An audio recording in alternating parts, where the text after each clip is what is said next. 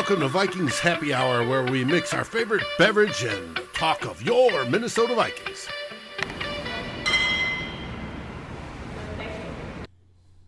Good evening and welcome to Vikings Happy Hour. I am your host, Ryan Ortega, and I have the privilege of introducing Brandon Crockett, good buddy of mine, joining the show tonight. Brandon, how you doing? Hey man, I'm doing great. I really appreciate you bringing me on. Hopefully I can fill some big shoes tonight and keep this train rolling. Absolutely, absolutely. And of course, we got our ever reliable Dave. He's joining the show, producing the show, doing everything for the show. Dave, how you doing tonight? I'm doing wonderful. When am I not doing wonderful? Except for after a Vikings loss. It's a fantastic day. Another day up and breathing. It's good.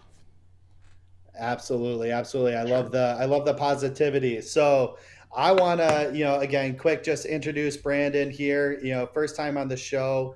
Brandon, tell us a little about yourself.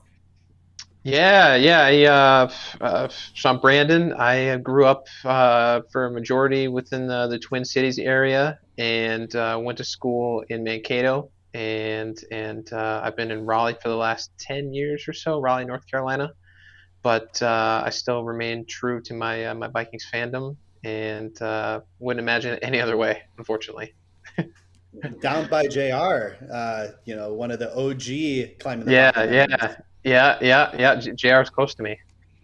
Yeah, absolutely. Very cool. What are we all drinking tonight, fellas? I got my Basil Hayden toast, which was gifted to me by Crockett and his buddy Antonio when they came up to watch the Seahawks game. And I know Joseph's in the comments already in here. I'm sure he'd like to get his hands on this whiskey. He's a big whiskey guy. The bottle looked empty. Well, I just we drank a lot of it. So, I just filled this bad boy up for the show. Hey, so yeah, it is empty. For. So it's beautiful though. I mean, look at the details on this bottle. I mean, it's just the kind of nice metal, and I don't know. I think it's a gorgeous bottle. So I'm gonna have to keep that one.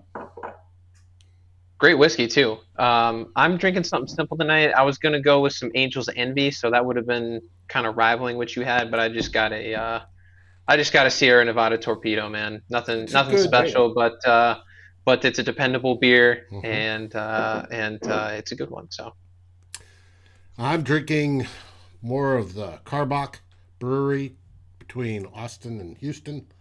Light Circus Hazy IPA.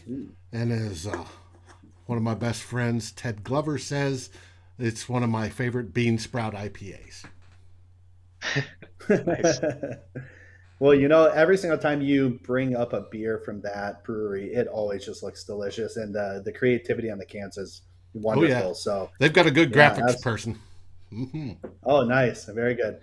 Shout out to, all of our fans watching here today. We got Mary, ever reliable, always on. It looks like she's drinking a Captain and Coke. We got Raymond here again, of course. Joseph, probably in with some whiskey. Miles, he is not more your friend than mine. But hey, Oktoberfest for Miles. So, very good, very good. A lot of good activity on the chat. Nice. Quick, I want to jump right in because we got a lot to cover tonight. The weekend, we had a game against the Browns. I was super excited about this game. Actually, it was my number one circled game of the year for me, just given the fact that Baker Mayfield's my favorite player in the league, and just the opportunity to watch him live, and hopefully for us to be able to beat them. And that really fell short of expectation. I went to the game with my son. We were both hype. He was wearing his Oklahoma Baker Mayfield jersey because I wasn't going to allow him to wear a Browns jersey. And unfortunately, he stunk it up. He stunk it up worse than anyone else, I think, on the field, besides maybe Garrett Bradbury and Rashad Hill. He was probably the worst player on the field on Sunday. And then we lose anyway. Like, what is with that? Crockett, talk to me about that. What are your takeaways? Yeah, I don't know, man. Unfortunately, another embarrassing loss on the season, right? Another one that's probably in our grasp, and another one that we're looking at. If we make one or two plays, in each of those 3 games that we lost this year. I mean, we're talking about potentially a 4-0 team, but now we're talking about a 1-3 team. Um, that's a game right there where like even not only just Baker, but like even I thought Stefanski calling plays, a lot of head scratchers, right? And I don't think those play calls necessarily put Baker in the best position to make plays. Um, so in the end, I think. But when he's missing wide open players because he's shorting it or overthrowing it, I mean, he's making calls that I mean, OBJ was wide open like 3 times. Baker missed. Mhm. He missed Higgins on a throw on, I think it was like a post route. I mean, he just had so many throws where it's like I'm sitting here like trying to contain my excitement because it looked like a sure thing, and then I'm like, what? Like, because I obviously don't Yeah. want to cheer for them to play well, right? So like I had to contain that when Baker would make a good play, but I didn't even have to do that all game. No, there's nothing to cheer about on either side, unfortunately. And I mean, you could say so many things about coulda, shoulda, woulda with what we were doing schematically against this team. I think the first thing I just can't look past is how badly we were offensive line wise, and just protecting Kirk. I don't know if I saw it right, but was there a stat out there that showed half of Kirk's dropbacks resulted in a pressure, right? They're Like if that more than half. or more than half, like that's insane. And when I was watching the game, I thought it seemed like every play they were clipping Kirk, and I'm surprised we were holding strong, and that's why I thought we really had a chance, especially late. I'm thinking we're going to make a big play. Here we go. We're going to make a big play, and that big play never came. Unfortunately, the big play came on the other side when Kirk threw that interception. But allowing that many pressures, Hill I think was most of them. I don't think Udo had a great game either. Um, Oh, but like Udo's was the worst. I think he gave up. It was I think 8 pressures. I'll bring that up real quick and look. well and right, Hill, I get it. He's going up against the freak Miles Garrett, but like schematically for the Vikings, I didn't really see a lot. I mean, like we had at one point there was a play where Conklin was lined up 1-on-1, and we weren't. There was no other player trying to chip at Miles, and Miles comes in and wreaks havoc, and deservedly so. We didn't do anything to really keep those pressures down, and they were back there almost every play. I felt like so. That was like the number one glaring issue that I saw. Um, Obviously, we talked about the big play. There wasn't really many, but when they mattered, they were towards the end. Kirk interception was kind of gut wrenching. I get why we tried to make a big play like that, but it came on an Yeah, and I'm not unfortunate mad about part. that. Yeah, I'm No, not mad no, about no, that no, no, play, no. because the one big gripe that I've had usually ever with Kirk is that he likes to dump that ball off and take the checkdowns, which is fine. It's effective, I guess. But I like to see those chance plays, and obviously he chose a bad one, right? I mean, I think Thielen was he double? No, he wasn't double covered. I'm sorry, I'm trying to remember from actually watching the play live, but I saw him throw it up, Yeah, and it didn't look like Thielen was even in position to be open. So it didn't even look like he could throw him open. he And tried to. I think he tried to cut underneath, and then thus right. I forget who got the interception at that point, but I mean, he just jumped right underneath Thielen at that point, and that was Greedy it, right? Williams. It was greedy. That's right. It was greedy. Yeah. So yeah, that was tough, right? Another glaring thing that we just have to shore up if we're going to make any type of improvement, right, is on the stopping the run. Where is this double-headed monster in Tomlinson and Pierce? Like I know Pierce is banged up, so we have a little bit of an excuse there, but like and Barr's been out, and a lot of people think Barr is going to be the savior for patching up the run game, but like we can't be giving up. Your boy Joe Mixon, 127 yards. Chase Edmonds is averaging almost 60 yards a carry. I mean, they didn't really run the ball against us, but like when they did, they were getting nice chunks. Chris Carson was getting nice chunks against us. Uh, you know, Chubb got 100 yards on us. I think Hunt had 69, which is a nice number. Um, but I think we can't be giving up run plays like that, like chunk plays. We're giving up 5-6 yards a chunk, and that's not what this defense is going to be built upon going into this year. We took a lot of pride in getting those D tackles and really solidifying the middle so that we weren't going to get that stuff up, and we're doing the exact opposite. So that's tough for me to swallow at this point.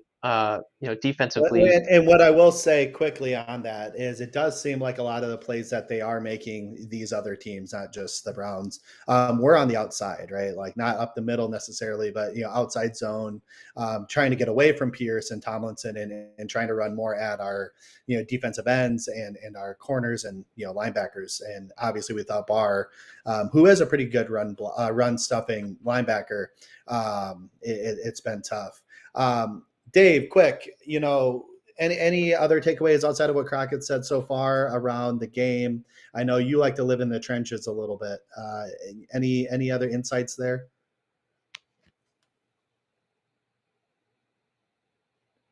I think you're muted. Uh-oh. Dave, I think you're muted. Hey, there you go. I am muted. That helps. All right, everybody on the line, except for Brian O'Neill, had pressures logged against them. We had 2 from Bradbury in Cleveland. However, Cleveland also got an extra hurry, which how they differentiate between a pressure and a hurry. That's 3 total there. Oli Udo had 8. Rashad Hill takes the cake. He had 10, and he had the only sack given up. That is horrible. And when it comes to blocking, they did chip block, but the chips missed. It was extremely frustrating. And they tried moving stuff, but it didn't work. They tried setting up the wall. It didn't work.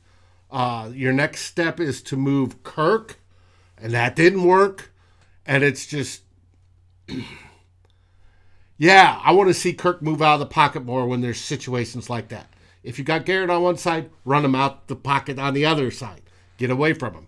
But when he did that, the other dude, Jadeveon, was dead on his heels. Right there. Yep. It didn't work on Sunday. On the defensive side, the defensive run game, believe it or not, if you look at each individual stats, if you're looking at play stats, isn't really that bad. They hold them to 2 or 3 yards per play. Good. Most of the time. That other bit of the time, Brandon, you nailed it. They give up the chunk yards. And it's just, hey, if you hold them great for 90% of the time, and that last 10% you're giving up, 10, 15, 18-yard runs, it blows the rest of it away. You can't do that. Is Anthony Barr coming back the answer? Yeah, right. Dave, remember the 3rd and 20 where we gave up, was it Hunt that ran like 30 plus on that 3rd and 20 and like on a draw.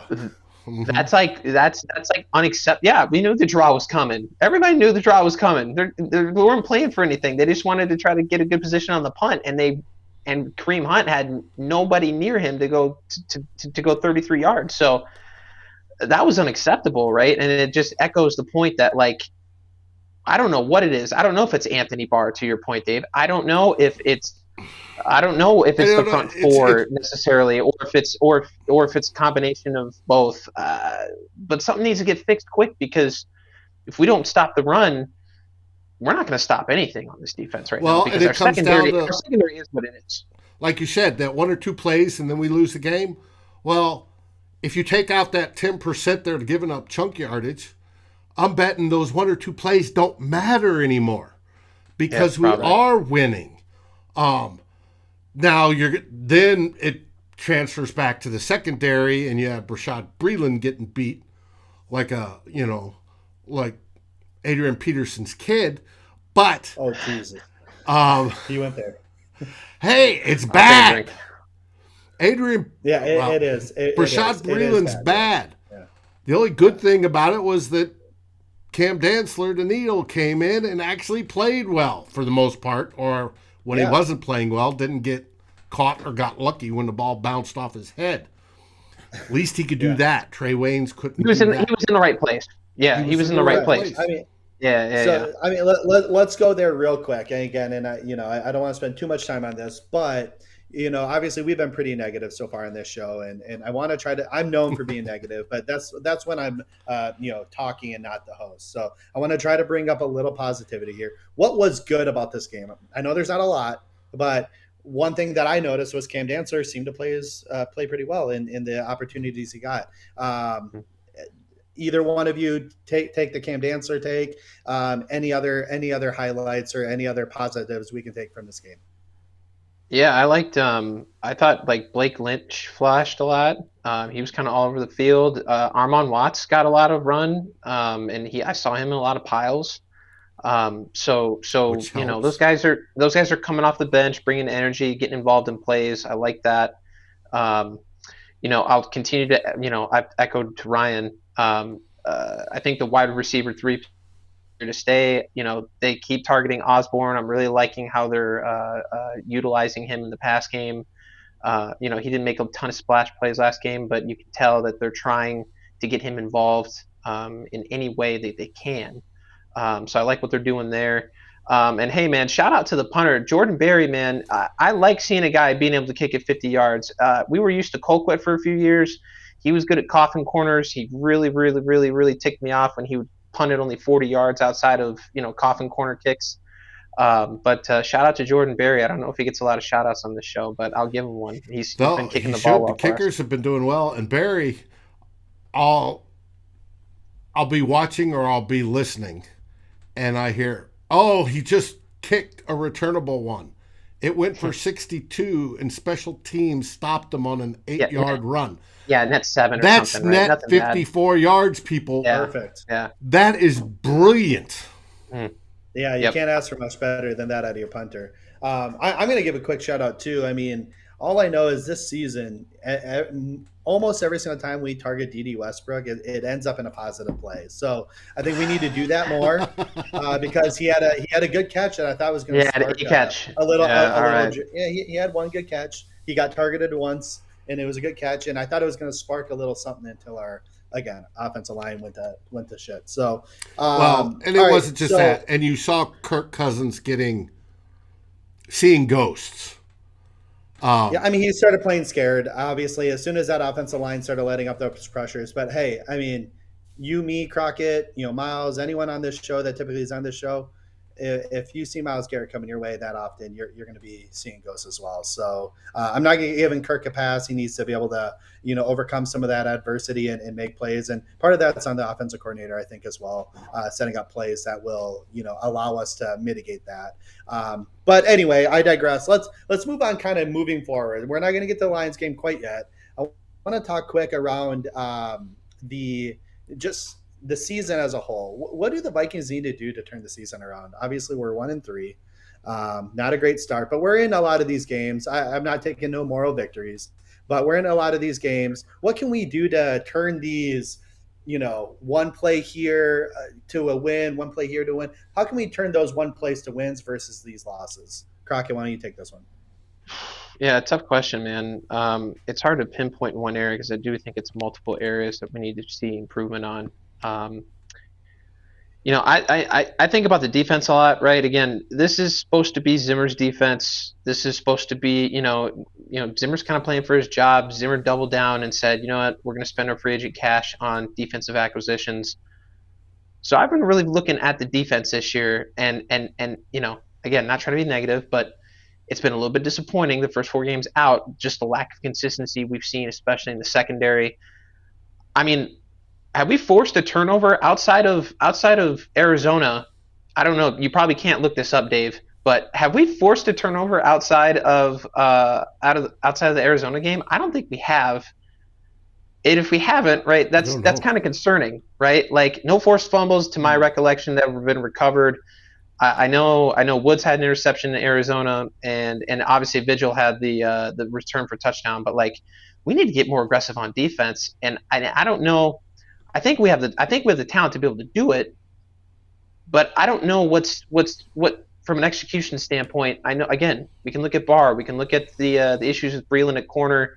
and maybe some issues along the front four, but we should be better on defense, right? And I think if we get there and we stop allowing these guys to score, I mean, outside of the Browns game, right? But like, if we're not allowing our opponents to score 25 plus, we could be in some games because our offense has been good enough. So if we improve on the defensive side, that's where I think we can turn it around. One other quick point, I'm not saying I'm pro Kirk. I'm not saying I'm even, negative Kirk here, but I would like to see the same type of Kirk in the second half of games that I do see in the first half of games. I do think he kind of fades off in the second half. And again, not sure what statistical analysis is out there, but just my eye test shows me that, Kirk's playing catch up in the second half, maybe not necessarily being as effective as he could be. Our first drives of our games were effective, right? I'd like to see that throughout. I think he plays well in the first half. I don't know what happens in the second half, but I'd like to see that consistency from Kirk in the second half from the first half. And then again, I think echoing the defensive thing, just stop the run. Stop the run. Yeah. Stop allowing chunk plays. We do those three things, and I think it's going to bring us somewhere. Sure. Not sure where, but it's going to give us some improvement. And to talk quick around those stats that you're talking about, first half, second half, Kirk. Actually, your buddy Jake asked that question on Twitter before the show, and in the tweet he says we're roughly 76% completion percentage and 8 touchdowns in the first half of games this year, and in the second half he's roughly 60-ish% with 1 touchdown. So I don't know if this is on Kirk. I don't know if this is on the coaching staff. In terms of making adjustments at halftime, adjusting to the defense, adjusting. So, which brings me to my kind of next topic here, Dave. Who's at fault here? In terms of the struggles that we're going through. I know, a lot of people like to blame, Coach Zimmer, right, in terms of his philosophy, and Clint Kubiak in terms of his ability to, make positive play calls. Some people like to blame Kirk. Some people like to blame the offensive line. Some people are blaming Rick Spielman for everything, right? So who's to blame for our troubles here? And obviously it's probably a mixture of a little bit of everything, but in your eyes, who's kind of most at fault? I heard it today. The Wolves were being blamed that they've let this go on long enough without stopping it and changing it up. That we've gone through 8 years of Mike Zimmer. We are back to basically a 500 team under him with one good season, 2017. And that's it. It's time for a change. And they need to step it up and change it. Now. So should we let everything burn, Dave? You're the most positive Vikings fan I know. You always are just on the positive side of, we're going to win this game. We're going to win this game. Should we burn it all down, Dave? Did we finally break you? If they get the chemistry together and can do the things they have the ability to do or exceed what they can do, like, go beyond, which can happen in some people, this could turn into a Cinderella season. Do I believe that's going to happen? No, I do not. Do I hope it is? Oh, yeah, that's my wish. Do I believe it's going to happen? No. I don't think there's much we can do. And if they lose to the Lions and then to Carolina, you're probably going to start seeing the beginning of a house cleaning. Yeah. What can they do? We start 1-5. We're cleaning house. I mean, there's no way. If we lose to this weekend, we might start cleaning house. Right. I mean, that was going to be my point. Yeah, I think he's on a shorter leash, in my opinion, but that's just me. What can we do? Yeah, you got to stick with the fundamentals. Rashad Hill, I watched one of the clips where he just got put on his tail, and that happened, I think, 3 times in the game. His fundamentals were wrong. His feet were too wide. He was too high up. And you've heard me go on about linemen properly should be over their feet. Their weight should be over the balls of their feet. Their feet should be a little bit wider than shoulder width. And actually, what I haven't said before is your feet should be toed in a little bit because you're stronger muscles that way. But he wasn't squared to the line. He squared up to the rusher, and he was too high. It was a simple, quick, bam to the chest. He went over. Kirk Cousins is under pressure. Those are classic fundamentals. If the lineman's doing what he's supposed to, you don't have that many of those plays because the fundamentals will defeat that. Sure. And I talk up Phil Rauscher. I think Phil Rauscher's done one of the best jobs we've seen as an offensive line coach that we've had in a while up until Sunday, right? And the whole line was relative trash on Sunday. Even Brian O'Neill didn't do that well on Sunday. It's just, it's frustrating. They've got to get it. I don't know if it's a knock on the head or if it's, something that changes things up has to be done, because if they continue the way they are, this is going to be a very disappointing season to the fans, and we're going to be thinking about the draft way earlier than the Wilfs want us to. Yep. Well, Dave, I'm already thinking about it. I mean, unfortunately, I'm already thinking about the draft. So. I was just going to say, so Dave, to your point, right? If we're all kind of speculating, like, if Zim's kind of really on a hot seat, and us three are kind of saying, hey, he's probably going to get cut mid-season if we don't get things turned around. At that point, this season's already disappointing. Mm-hmm. I don't know if a change necessarily changes our season outlook at all. We're probably changing our mindset to, okay, now we're playing for draft pick position, which can be depressing because this franchise has done that a lot. And I will tout Zimmer for at least changing the perception of this team in his 8-year tenure, right? Like, I do think we've had some really, really good seasons. I think you guys would be able to echo that. But we haven't like, outside of, obviously, the Philly debacle in the NFC Championship game, we haven't really stayed up here. It's just like the one season of, you call it whatever you want, the best football we ever played, and then we've stayed on this little line right here, man, right here. And that line's good, but us fans, we're craving for something more. But our higher expectations. Yeah, we need higher expectations. And we can't be okay with these, fringe playoff to playoff team, and then a 500 team, and then a playoff team, and then a 500 team. And this year we're already on track to not even make the playoffs when it's supposed to be our turn. And either way, we shouldn't be okay with that. We shouldn't be good with an on and off thing here. Let's digress a little bit here. I just want to give a couple of shout outs to the fans. One bar, he said this is the 3 best looking beards he's seen in one sitting. I appreciate it. I don't think Crockett or I have anything on Dave. That beard's fantastic, long. But no, but that's impressive, Dave. I can't do what Dave does, man. Like Dave, like, that takes determination, and it actually, like, there is a skill in. Right, I was about to say there is a skill to grooming that, and then just having the discipline to do it. But on top of that, everything else, man, like, you got to have the right type of growth, right? Like, if I tried to do that, it'd be long and gangly and stupid looking. Yeah, mine looks dumb. So shout out to Dave for sure. Well, thanks, guys. Dave. This took many, many years. I started growing it in 2013, and I have not shaved it off since, I don't believe. I've trimmed it, obviously, but never shaved it. Sure. No, that's great. Yeah, I shaved most of my adult life being in the military. I was tired of shaving. So, nope. Yeah, I had a COVID one going for a while last year, and it was out to about here, but it was, like I said, it wasn't well groomed. I wasn't using the beard balm well enough, the beard oils. Like it was just a mess, and I finally had to give it up. But yeah, let's move on to the future here. Let's go into the Lions.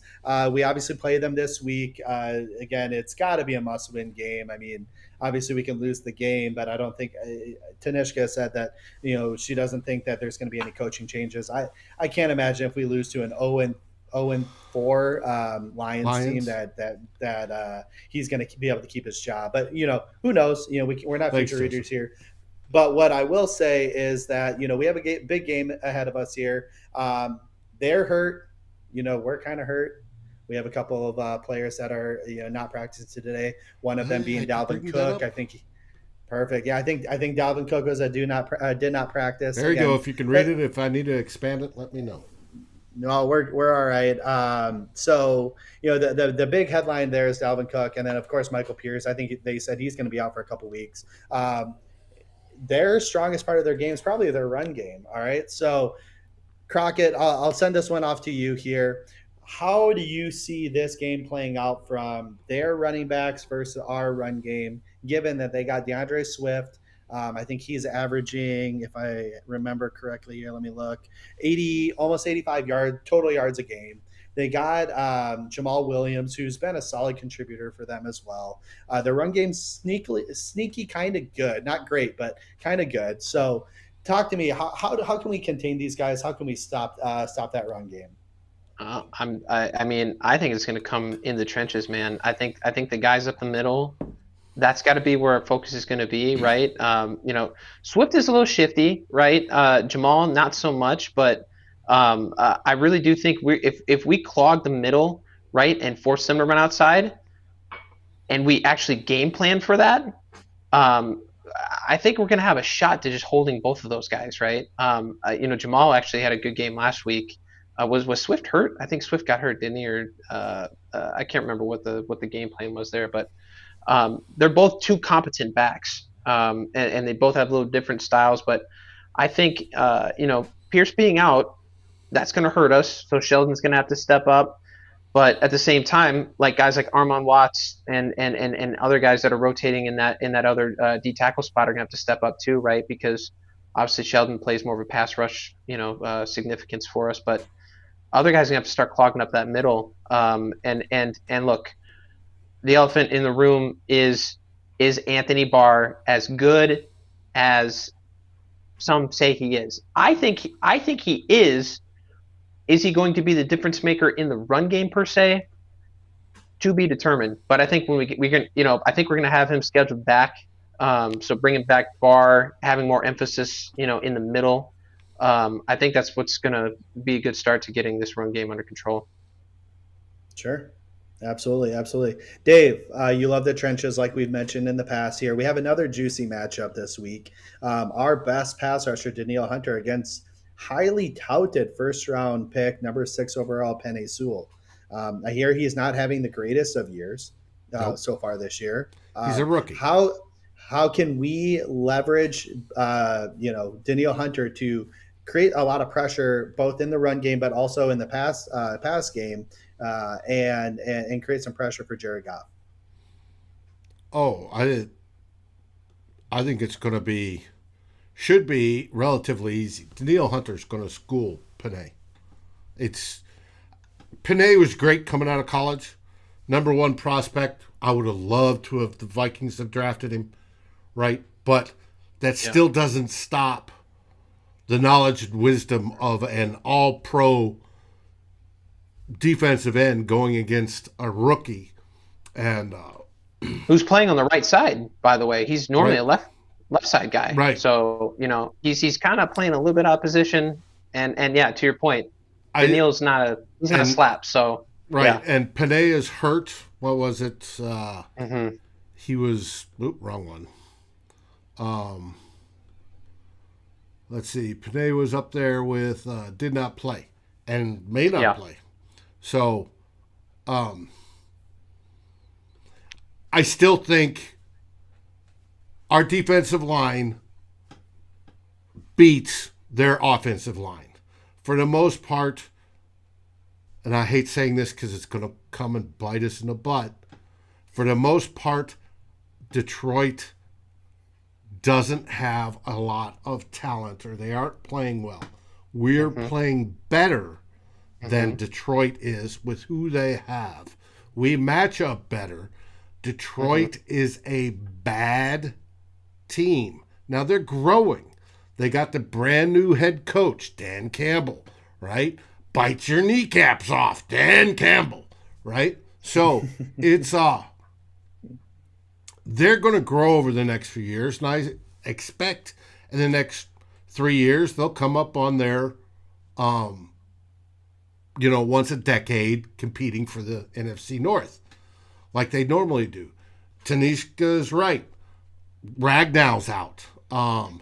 They're down 3 starting offensive linemen, and Taylor Decker, Frank Ragnow, and then potentially Penei Sewell. So if this is not a get-right game for our defensive line, even with Pierce out, I don't know what is, because we're not going to see it from here on out, right? The Panthers' defense is good. It's legit.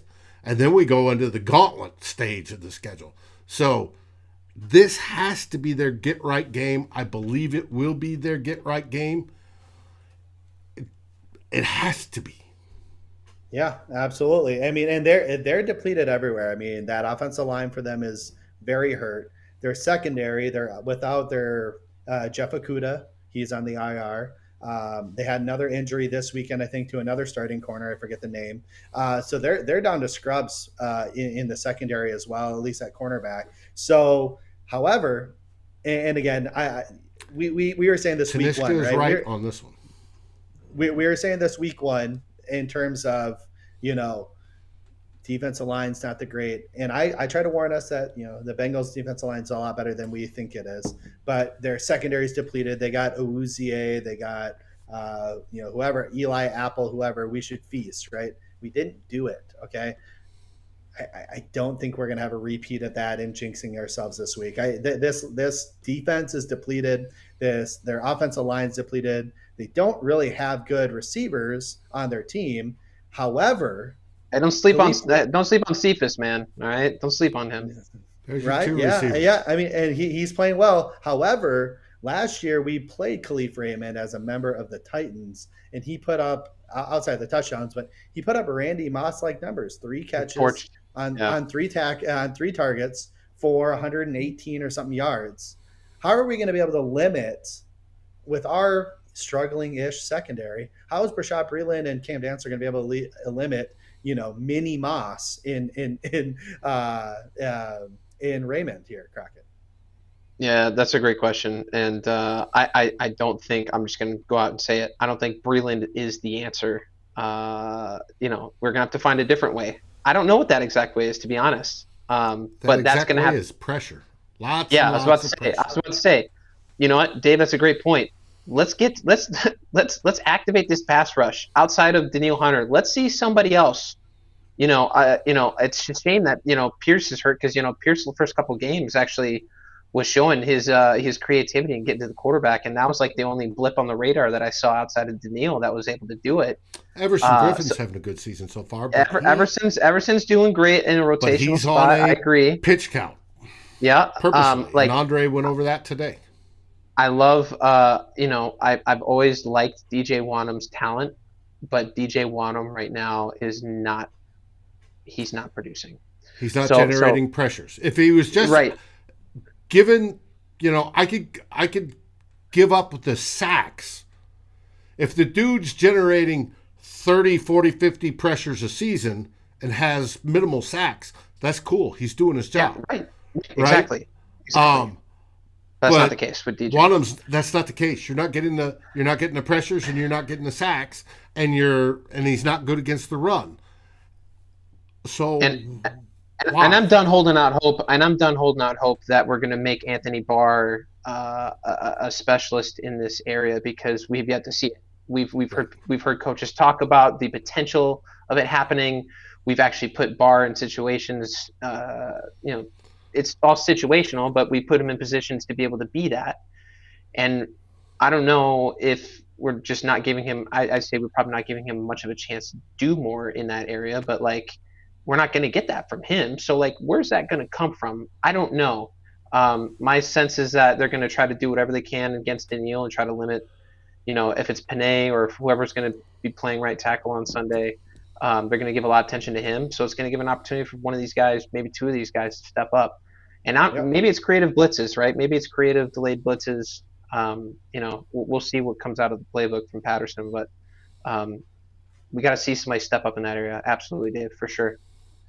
Real quick. Last comment on this game. Last comment on specifics, and then we'll get to kind of what excites us and scares us. But Dave, I know that Rashad Hill took first team reps today, based on what I saw.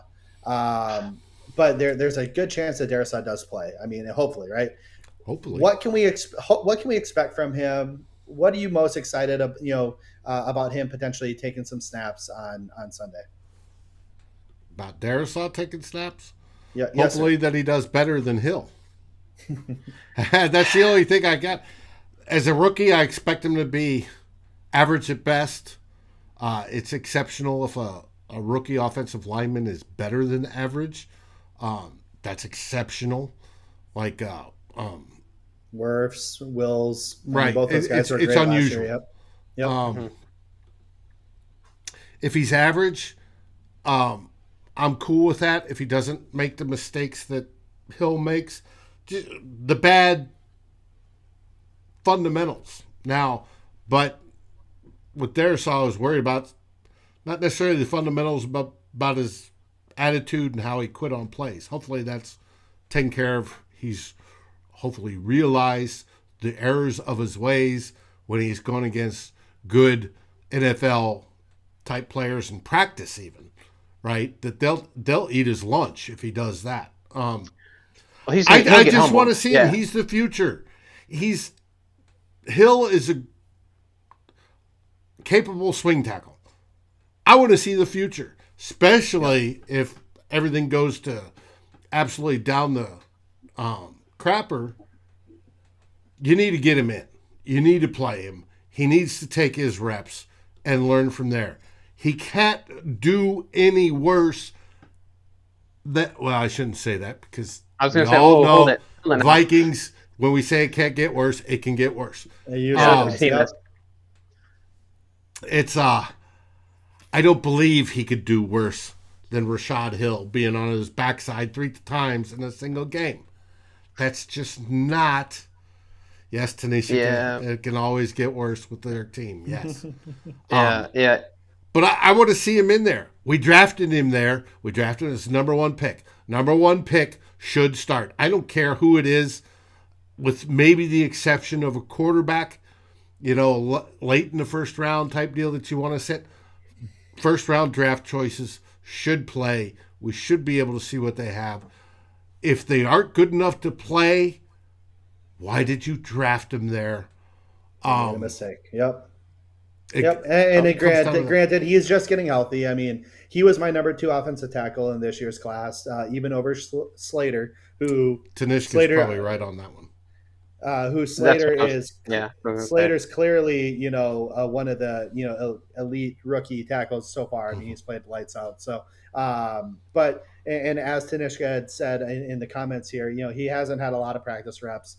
He's definitely not taking any reps really with the ones. He really needs to ramp up and get healthy, and then ramp up his strength and his conditioning. I mean, I'm guessing that's what they're waiting on. But gosh, this week would have been a great week for him to give it a go, given their depleted defensive line. Even, I mean, they just lost. I don't know how to say his last name. Okura, Romeo. Kuda. Romeo, I know it's Okura. Yeah. And outside of that, they have Trey Flowers. I think he typically lines up more on your right tackle. So we definitely would have had a good opportunity for him to get his feet wet in the game. But yeah, as she had said, Tanishka had said, there's likely a little chance of that. Let's get a little positivity before we hit lightning round here. What are we most excited about? What matchups are we, frothing at the mouth for this game? Crockett, you start us off. I'm being in Raleigh here.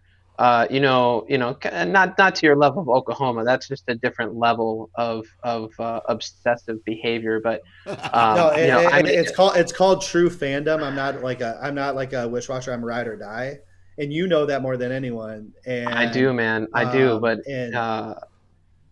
so I'll let the people decide what that. I'll let the people decide what that is. But Ali McNeil on Detroit, who went to school here at NC State. McNeil's he's a fascinating athlete. He was a third-round pick of Detroit, local kid here in Raleigh.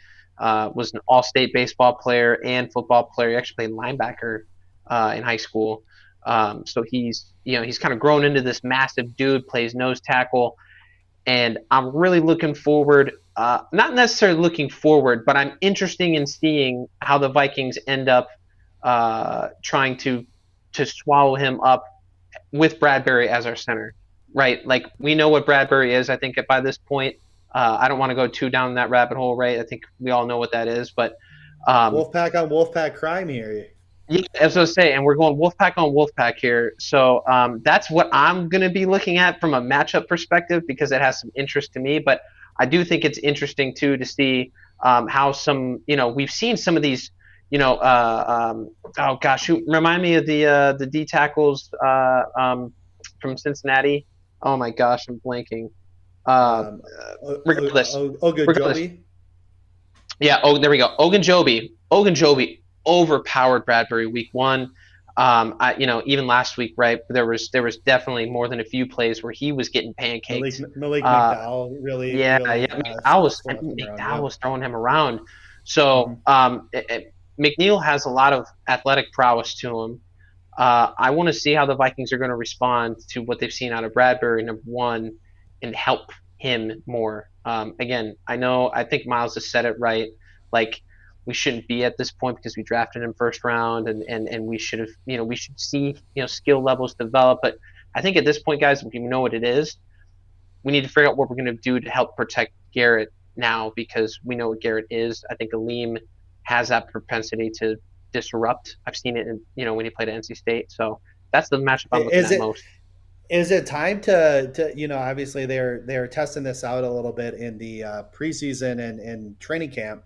Is it time to try? Especially if we lose a couple more games. Is it time to see Wyatt Davis at center and see what we have there? Yeah, I'm torn on that because while Bradbury doesn't excel, especially in he's garbage. Pass rush. Okay, I'm gonna be a little bit more blocking. Zone run blocking, he's outstanding. I was gonna say, and when he gets out and he's pulling, right, and he's athletic, he can do some things, right? If we use him well schematically in certain situations, I think he's a value add in some areas. Overall, probably not. Wyatt's a different athlete, so that's a different center doing different things for this offense. How does that change what we do? Does that mean less toss sweeps? Does that mean more inside runs? Like, Wyatt's a little bit different of a center, so I don't know if I'm. He's still pretty athletic. I'm close. I'm close, but I don't know if I'm ready to pull the plug there yet. All right, Dave. What are you most excited about? Damn it, Joseph! Just don't do that right now, man. You're just going to get him off track. Well, he's talking Red River. I was wondering if Red River of the North. Who do you have playing? Gosh. North Dakota against Minnesota? What? Anyways, I know which Red River he's talking about. There is Tanishka hit it. She talked about Justin Jefferson against some corner from 7-Eleven. I think it's all our wide receivers and tight end Conklin should have, and this reflects on Kirk Cousins, they should have a good game. That secondary of Detroit is not good. The only decent player they have is their one safety, Tracy Walker. Yep. Okay? Yep. Other than that, they should be able to run free, And if Kirk can see him, if Kirk has enough time, it could be a big day for, It should be a big day. It should be in theory. I to your point, you mentioned Conklin. That's the guy that that was probably a close second for me. Was what can we do with Tyler? We know Tyler Conklin's athletic, and we know that he was getting hyped up by Zimmer in the preseason, that, we were expecting him to see the big jump. I haven't seen the utilization from Conklin yet. I think this is the game to get him rolling, to get that confidence up. We like you said, we see the receivers and we see the secondary of Detroit. We know the receivers should cook. But Tyler Conklin has every opportunity as well to be able to cook here, and I'd like to see some more Conklin utilization, not just on like drag route stuff or like dump offs. I want to see him. I want to see him hit some seam stuff, right? I want to see if Kubiak can and get him more involved and get that confidence up. I think we could use that. Well, Absolutely. and I think a lot of it's Kirk Cousins. He talks about how does he build trust with the receiver, and he says they've got to do something he doesn't expect. I think Conklin has caught enough balls from him to earn that respect. It's just a matter of him looking for the reads and hitting the right guy. And if it's Conklin, it's Conklin, and especially in a red zone because he's got his size. If Adam Thielen's covered, hit Conklin, right? But that comes down to play call. What's his number of reads? And it's usually a left to right thing versus or a deep to shallow or shallow to deep versus this guy than this guy. You don't want your quarterback doing this all day. They should. This, like I said, should be the get right game. And I'm looking for some offensive production in this game. That's what I'm excited about. I hope so. Absolutely. I really do. I hope so. I'll throw mine in real quick just because I do know we should get to lightning round before we run out of time here. What I'm most excited to see is Kellen Mond taking the field against Lions, second teamers, because hopefully we're up so much that we're going to see those guys play. It's 45-7 going into the fourth quarter. Yeah, exactly. That's what I'm hoping for. Quick shout out to some of the newcomers here. There's some names I just don't quite recognize, so I'm excited that they're here. G-Mac, haven't seen the name before. It doesn't mean you haven't been here, but welcome to the show. G-Mac's been here. Oh, has he? Yeah, there's so many names, so many. Dude, the disrespect. I'm sorry, G-Mac. Much respect. Jerry Prefer, excited for you to be here. Nicholas, Boatwright. Obviously, Joseph, you're always my hype man in these shows, so I really appreciate you being on today. All right, let's get to lightning round. We're going to skip the recap from last week just because we've already gone over. We're running short on time here. So first lightning round item we're going to go is over under. I'm going to give you guys some information here. You say over under. Again, let's try to keep it relatively quick. Stay, G-Max, stay. This will be fun. All right, do we have music this week, Dave? Yeah. Thanks for reminding me. Here we go. I do want to turn that down though. Boom, boom, boom, boom, boom, boom, boom. All right, let's go, guys. All right, so Kirk Cousins. over under 2.5 touchdown passes this week. Yeah, that's definitely over. Yeah, over. Over. All right, DeAndre Swift, 84.5 total yards. He's averaging 85 right now. I talked about Jamal Williams kind of being in play here. I think they're gonna utilize him a lot more. So I'm gonna say under for this game, but I'm not saying that that 84.5 total between the two is impossible. I think it definitely is, but more Jamal Williams utilization. Sure. Dave? I think under. I think they hold him under 100 yards rushing. Oh, and just for the record, I'm over on Kirk Cousins, 2.5 touchdowns as well, but I am over on DeAndre Swift. I think he has a good game. Vikings sacks by somebody not named Danielle Hunter, 1.5. Can we get production from anyone else other than Danielle Hunter? Over on. Dude, I gotta see it, man. I gotta see it to believe it. For this game, gosh, it pains me. I'm gonna go under for this game. Yikes. Over. Everson. And we'll see Everson and Hunter do the double kick. Everson will get one, and we may even see one from the interior. I hope you're Sheldon right. Richardson, even though he's looking his age, may step up, or Motherly or even Wadham's do. Wadham flashes on occasion. Get it? I'm gonna go the over as well, Dave. I think Wadham gets his first one, and Tomlinson gets his first one as a Viking as well. All right, now over under on Hunter getting over 2 sacks, just 1.5 himself. I think it's certainly possible. as we mentioned, Panay's kind of struggling in his first few games as an NFL rookie. If Panay isn't playing, then Danielle Hunter's getting 70 sacks because there's nobody else on that team. There's nobody else in that team who's going to be able to contain him, even if they double him. It's a lost cause. So I'm going to go over. Over. Okay. Over.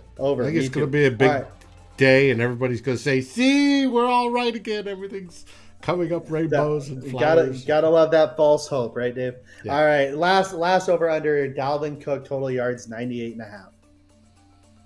Oh man, Ryan, as I've mentioned to you privately, I'm worried about Dalvin. I think that ankle's a little more serious than even what's being reported. I know he's going to want to try to play this game. I don't think he's going to get a full workload, so I can't justify 98.5. So I'm going under. Under. Me too. I don't even know if he's going to play. If I'm going to go. Ankle sprain is a high one, I don't think it is, or he wouldn't have tried playing before. Hey, he came back in that last drive last week, though, and actually had one good run. Yeah, man, but he had some juice, man. He had some juice. He was like, dude, put the team on my back. I'm ready to I'm ready to do this for the team. He had some adrenaline we going. We got to do that. We're in we're ready to blow up this whole entire organization if we don't win this game. So we need him to. I mean, we don't need him to play potentially, but he's going to want to play and get right here. I'm going to go over. All right, we're going to go to buy sell here. Zimmer being head coach after 2021. But first, let me go back to the running game. I hope we see Wang Chung, Wangu, get some play as Kene Wangu. I do too. I do too. I want to see how he's going to be utilized, man. I'm excited to see. If anything, trick plays out there. Yeah, right. Dude's exactly. got the speed, for sure, and tie that in. So, all right, sure. over or where are we? Buy sell. Buy sell. Coach Zimmer being the head coach after 2021. Just. I don't want to go down the rabbit trail, but where I see this team going this year, even if we get things realigned, I don't know if it's enough. And I know fans are kind of we're close. If not, some of us are off board already. I'll go a step further. I don't know if he makes the season, to be honest. But we'll see where it goes. Hard sell. Yeah. Dave. Yep. No, I'm selling it. It's not going to be a good season. And I'm selling this faster than I sold AMC after I bought it way too late. Cool. You sell stocks. Oh, that's so cool, dude. Yeah. I'm really right. Cool. All right. Do we, again, kind of going in the same light here, do we buy, sell the Vikings turning around their season at all? Again, not to go down the rabbit trail where I think this is going, but if we have a 9-8 season, 8-9 season, that's not enough. Can I push this? Can I push buy sell? Can I push? I don't know, man. No, it's a buy or sell. Well, push is part of that, but I'm pushing this whole thing because at the end of the day, it's turning around a season means literally turning it around and having a different perception of what we see now versus what we're going to end with. We can make a run. I mean, we've only lost 3 games. If we turn around the season, we can still end. 9-8 is not turning anything around. It is the exact same line we've been on for the majority of Zimmer's tenure. Now, so again, but the difference is a lot of those wins will come against good teams in the gauntlet portion of the season. Good point. The problem with Mike Zimmer is he generally beats the bad teams. Detroit should win. He should beat Detroit this weekend. But he loses against good teams. We're going to hit a lot of those good teams come after the bye. If he gets a winning record, 9-7, if he gets to 10-7, that'd be miraculous. Yeah, these new things are. Yeah. I would say that's a turnaround of the season, not of expectations, but of the season itself, given the fact I'm going to sell this as well, though. I mean, I don't think we're going to do it. I think we're going to have, we might win this game. We might win a couple of these other kind of easier, easier games. But I think we're really, once we hit the Baltimores of the world, we're not going to in Dallas and we won't in LA Dallas and all of them. yeah. Absolutely. How about Cam Dantzler being? Hold on. GMAC asked, Wangu is on IR, isn't he? No, he's not. He's off IR. He's off everything. He is ready to play, and I would expect him to be on the 53 for Sunday and active. Especially with Amir Smith-Marset kind of banged up, we could definitely use his kick returning abilities. So, all right, Cam Dantzler being cornerback 2. Buy or sell? Yeah, I'm buying this year. Breland is just like he's a step slow, and it's a consistent step or two slow. And I want to give him a little bit of credit. I do think he's playing extremely banged up. Probably not to the point where we're reporting it as well as we should, but he's a step or two slow consistently. Cam is hungry. He's ready. He showed he could do it to a degree last year. He knows what it feels like to have that ripped away from him. I think Cam's probably the cornerback 2 for the rest of the season, in my opinion. I think he's going to get there. I would buy that. I don't know if he's there yet. For some reason, there's a love affair for Breland, and Breland makes big mental mistakes, or there's communication errors. He's in the wrong spots, and it's just, and yeah, I agree, he's a little slow, and you can't have it. I think Dantzler's a little slower because he put on weight, and I think he put on the wrong weight. Now, with play, that weight comes off, and he's getting better. You're seeing that. So I think we're going to end up Dantzler starting sooner than later, and I buy Dantzler. Yeah, I'm buying Dantzler as well. Last buy, sell, Barr solving the run game issues if he returns.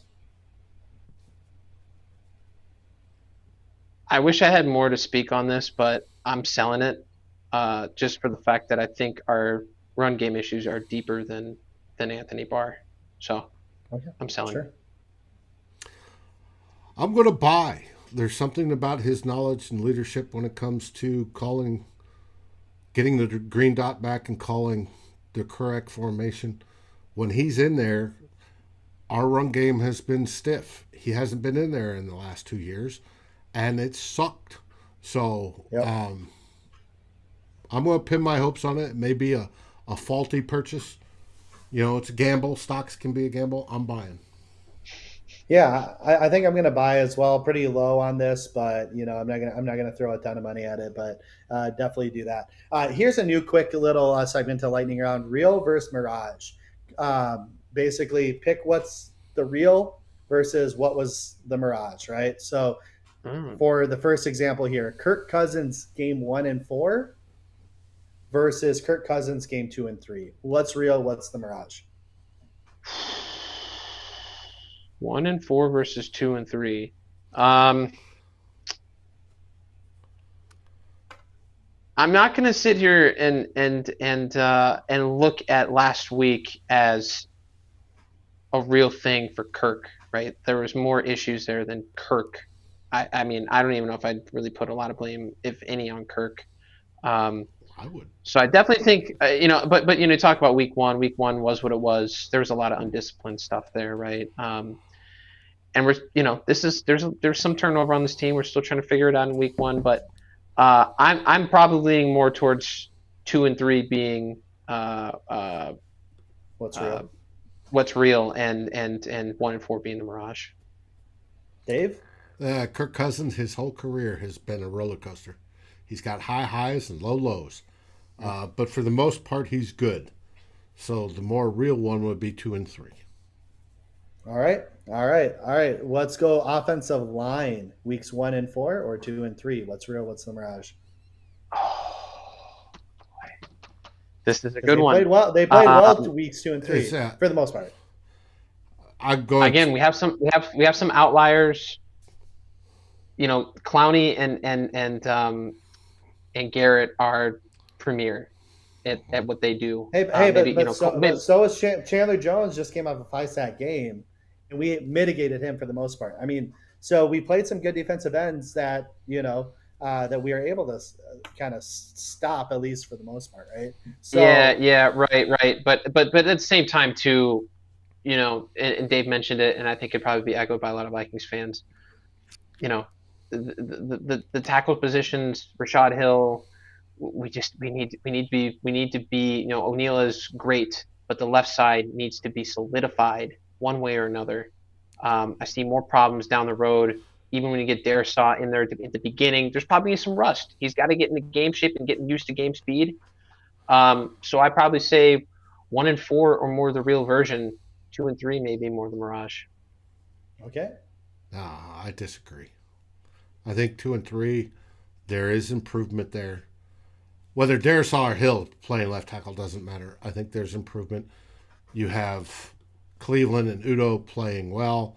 Yes, we went up against a very good, if not one of the best defensive lines in the league last week.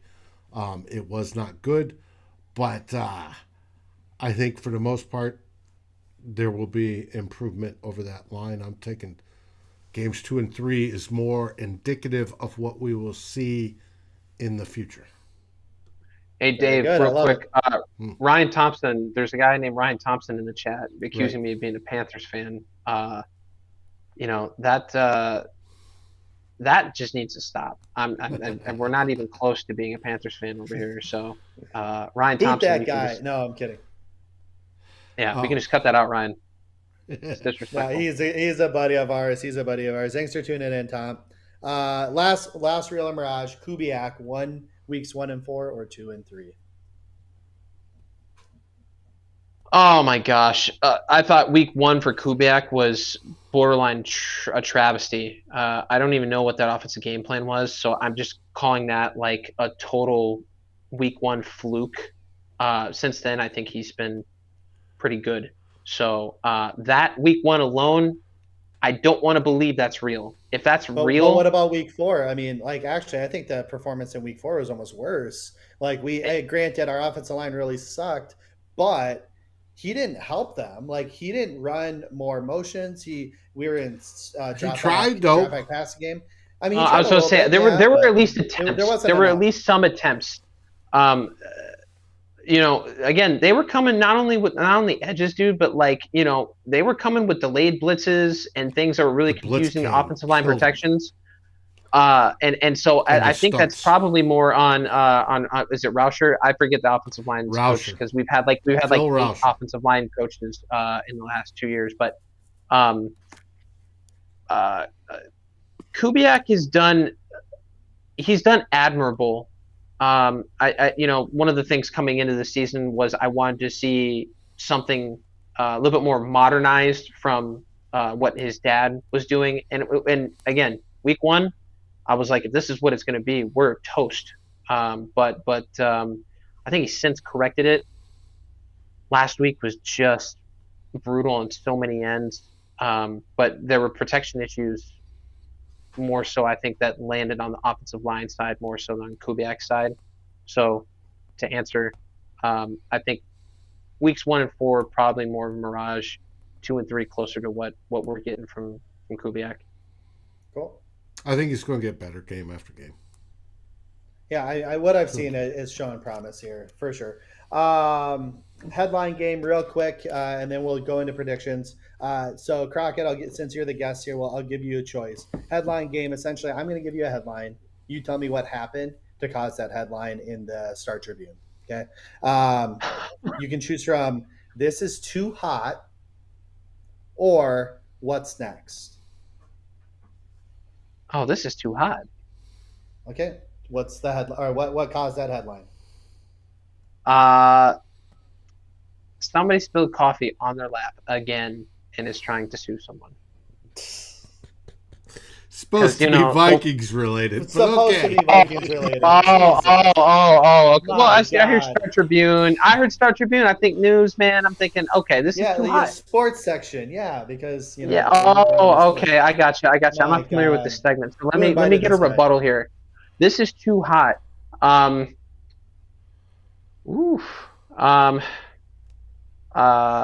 Justin Jefferson's gritty. Okay. Okay, so I mean, he's perfected it, man. I mean, like people are trying to replicate it and you just can't do it. It's too hot. there we go, Dave. Dave, you got the other one here. What's What's next? next?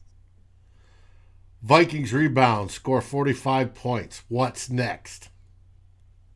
Ooh, so just like confident, like let's go into that Panthers game. What's next? We got it. All right, I love it. I love it. I would have went negative with both of those. Too hot, Zimmer's hot seat, and what's next? Who's the next coach after Zimmer? But I appreciate the positivity, guys. All right, prediction. All right, so right now we're sitting. I'm a genius, and everyone else is dumb because I'm 3-1. I'm 3-1 in the prediction segment. Dave, you're sitting at 1-3. Yeah, except for you're kind of calling you're purposely. I've been sacrificing. You're sacrificing and it worked good just for the on one opposite. game. Yeah. Yep, absolutely. Matt sitting at 1-3, and then our guests on the show are 2-2 right now. So, Crockett, prediction for the game. What we want is total score, who wins, who loses. I'm torn between what I think is going to happen and what history tells us is going to happen. You forgot the want to happen. Yeah, my wants don't trump. I try to think logically. Ryan there's too much fandom in his predictions, man. Like I can't really take him seriously. So I gotta have to balance it out with some logical reasoning. I think Dave, you mentioned it, right? Like, and I think anybody that knows the NFL knows that Detroit just isn't good. So I don't expect this to be close. 38-17 Vikings win. Love it. Dave? I am not sacrificing. Detroit is bad. Vikings should win this one, scoring at least 35 points. I'm giving them 35, and I'm giving Detroit held to 14. Wow. Max. All right. Do you have Matt's prediction? I think you said you I do have Matt's prediction. Thank you for asking. Hold on a second, and we'll bring him in. Here we go. What's up, Ryan? And it's not Dave, showing. Vikings Absolutely wonderful. I am on my way back. Hold on. But I wanted to we make can sure hear that him. I got my prediction in for this week before Sunday's game. And so Vikings right the ship. The offense kind of sputtered last week. Defense played solid, but come on, it's the Lions. We got this. Pretty convincing victory for me. I'm going to go 30-16 Vikings victory. 30-16. All right. So we all have at least double digit scores here for the win. God, and 30 plus points. Negative. I love double doink here. Yes, double doink. That would be wonderful. 3. Yeah, that would be great. I'm going to say the Vikings win this one as well. I'll also go with like a 35 points, but I think it's a little closer. I'm going to say 35-27. Defense Dude, I can't. I won't be able to handle it. My heart will give out. Here's the thing: is I agree we should just rock them. They, I think it was the Rams. They're week close. One. They came back at the end of the game. It was only a 1 touchdown game. They almost beat the Ravens. If it weren't for a 66-yard field goal by Justin Tucker, they would have beat the Ravens. They were close in one other game. I know they got kind of blown out last week, but I don't think we're a good enough team to blow them out. And I think that it'll be, and since it's a rivalry game, so to speak, in division game, I think it's going to be a tough fought game. I'm going to say 35-27. We'll still win, though. We'll still win. All right. With that concludes the show. We're a little long this week. I apologize. I need to get better at this hosting thing and cutting you guys off from rambling so much. But I appreciate everyone dropping in. Appreciate all the comments here. Really, we're nothing without the fans here. So I really appreciate you guys. This week we still got left on the docket Vikings Hot Takes with Flip Mozzie and Eric Thompson. Mm-hmm. It's going to be tomorrow night at halftime of the game. Make sure you tune into that. It's a 20-minute show, so much less than this one. A lot of fun. They go over a lot of great topics. Saturday, we have Two Old Bloggers with Dave. And Dave, what's your co-host name again? Darren Campbell, or Soup, if you want to call him that. Soup. Darren Campbell. And then, of course, on Sunday, immediately following the final whistle, we have our post-game show with Dave. Dave, I don't know who's on with you this week. I can't remember. I think Matt's on, should be all four of the regulars. Jason Brown, Flip Mozzie, and Matt Anderson should be back from his road trip to join me discussing that marvelous, fantastic Vikings victory. Oh, perfect. I love it. And Joe, I have to do it. I don't host often. Joseph's asking for a Sooner score prediction. What are you doing, man? What are you doing? Horns down. We're going to stomp Texas this week. Don't enable this guy. Get this monkey off our back because we've been playing like horseshit on offense. Defense has been playing well. We're going to win that game 38-17, and we're horns down, baby. Let's go. But honestly, guys, thanks for tuning in. See you next week. Catch our other shows this week. SKOL, baby. Let's go, Dave. Thank you. SKOL, everyone. Take it. Thank you for watching or listening. As always, if you like, subscribe, and ring the bell for notifications. And if you're listening to the podcast, please rate us on your favorite aggregator. SKOL, everybody.